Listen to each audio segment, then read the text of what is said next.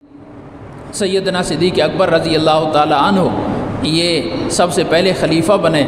और मशहूर मसला पेश आया। हज़रत फ़ातिमा ज़हरा रज़ी अल्लाह ताला अन्हा ने अपनी विरासत का हक़ मांगा जनाब सिद्दीक़ अकबर रज़ी अल्लाह ताला अन्हु से, और इसलिए मांगा कि एक हदीस बल्कि कई ऐसे फ़ैसले हुए रसूलुल्लाह सल्लल्लाहु अलैहि वसल्लम की वफ़ात के वक़्त जो सिद्दीक़ अकबर रज़ी अल्लाह ताला अन्हु ने अहादीस सुनी हुई थी और उनकी बुनियाद पर वो बड़े बड़े अजीम मसले हल हुए। सबसे पहला मसला पेश आया हुज़ूर सल्लल्लाहु अलैहि वसल्लम की तदफ़ीन का कि नबी पाक सल्लल्लाहु अलैहि वसल्लम की तदफ़ीन कहाँ होनी चाहिए। अब ये एक अहम मसला था और इस पर बहुत बड़ी जंग खड़े होने का ख़तरा था। हर कबीला ये चाह रहा था कि ये कब्र मुबारक हमारे महल्ले में बननी चाहिए और ये शहादत हमें मिलनी चाहिए, ये कोई मामूली शहादत नहीं थी। तो सिद्दीक़ अकबर रज़ी अल्लाह ताला अन्हु ने फरमाया, मैंने नबी पाक सल्लल्लाहु अलैहि वसल्लम से हदीस सुनी हुई है कि आप सल्लल्लाहु अलैहि वसल्लम ने इरशाद फरमाया, अल्लाह पाक नबी को वफ़ात उसी जगह देते हैं जिस जगह नबी अपनी तदफ़ीन पसंद फरमाते हैं। जहाँ नबी अपना दफन होना पसंद फरमाते हैं अल्लाह उनको वहीं मौत देते हैं। तो नबी पाक सल्लल्लाहु अलैहि वसल्लम ने जिस कमरे में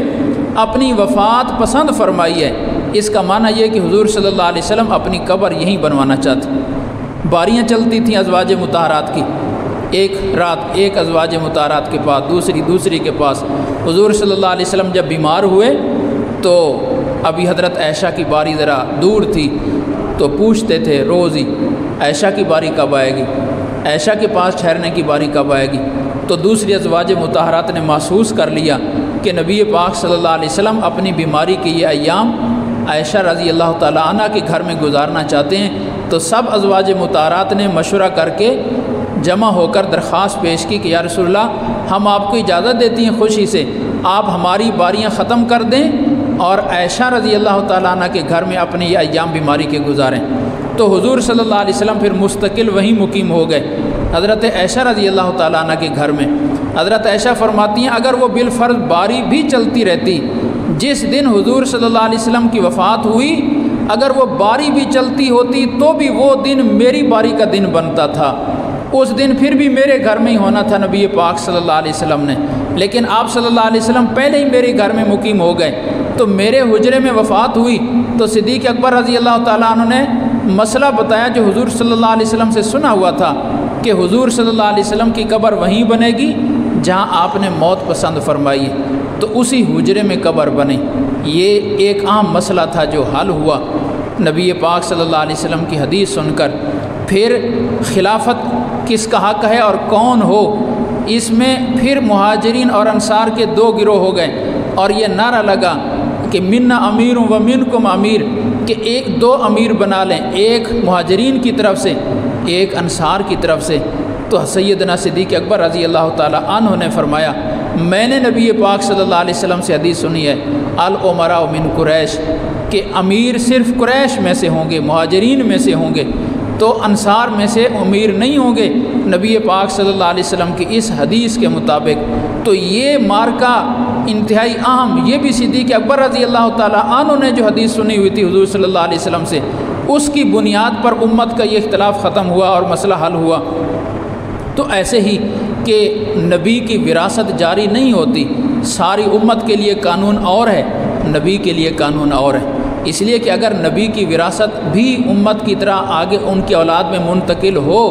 तो माज़अल्लाह सुमा माज़अल्लाह कुछ दुश्मनों की ज़ुबानों पर ये अल्फाज आ सकते हैं कि माज़अल्लाह नबी ने नबूवत का दावा किया ही इसलिए था ताकि नबूवत के ज़रिए माल इकट्ठा करे, आगे कई नस्लों को रंग जाए और नस्लों को खुशहाल छोड़ जाए, उनके लिए जायदाद छोड़ जाए।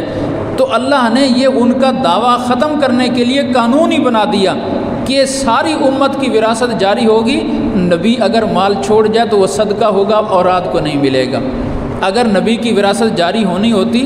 तो हुज़ूर सल्लल्लाहु अलैहि वसल्लम की वफ़ात के वक़्त सिद्दीक़ अकबर रज़ी अल्लाह ताला अन्हु की अपनी बेटी भी तो हुज़ूर सल्लल्लाहु अलैहि वसल्लम की बीवी हैं, हज़रत आयशा,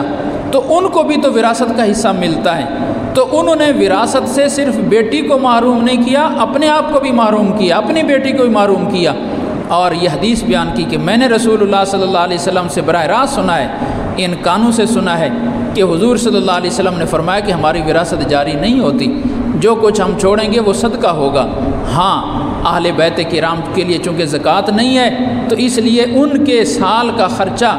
جس مال سے نبی پاک صلی اللہ علیہ وسلم کی زندگی میں چلتا رہا، حضور صلی اللہ علیہ وسلم کی وفات کے بعد بھی آپ کی بیویوں کا خرچہ، آپ کے اہل بیت کا خرچہ اسی مال سے چلتا رہے گا۔ وہ خرچہ تو یوں چلے گا لیکن بطور ملکیت کے وراثت جاری نہیں ہوگی۔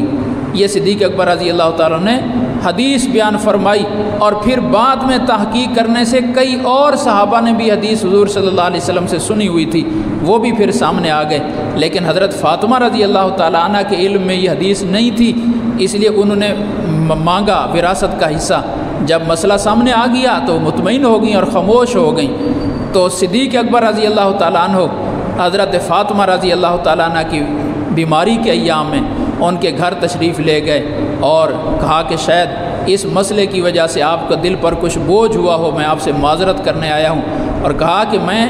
ایمان لایا اور